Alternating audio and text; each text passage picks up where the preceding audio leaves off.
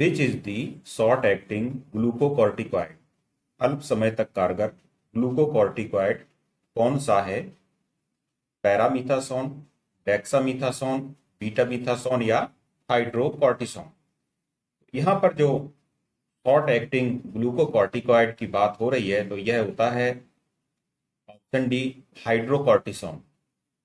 अब समझते हैं यहाँ पर जो ग्लूकोकॉर्टिकॉइड शब्द दिया गया है ये किस प्रकार की दवाएं होती हैं, क्या होती हैं। ग्लूकोकॉर्टिकॉइड्स एक प्रकार के स्टेरॉयड हार्मोन्स होते हैं जो हमारे शरीर में नेचुरली एड्रिनल ग्लैंड, जिसको कि अधिवृक्क ग्रंथि भी कहते हैं, से बनते हैं। तो अधिवृक्क ग्रंथि कहाँ होती है? एड्रिनल ग्लैंड किडनी हो गई है। इस प्रकार से किडनी होती है और किडनी के ऊपर ये कैप के आकार की जो ग्रंथि होती है इसी को एड्रिनल ग्लैंड कहते हैं।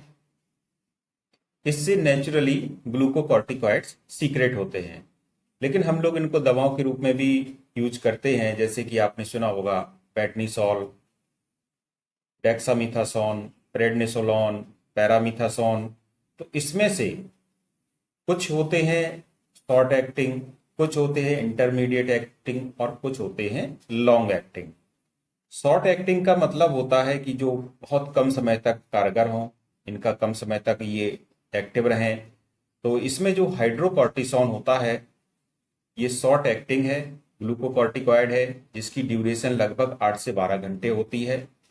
और भी जो अन्य प्रकार के होते हैं जैसे कि इंटरमीडिएट एक्टिंग में आता है आपका प्रेडनिसोलोन, यह 12 से 36 घंटे तक एक्टिव रहता है।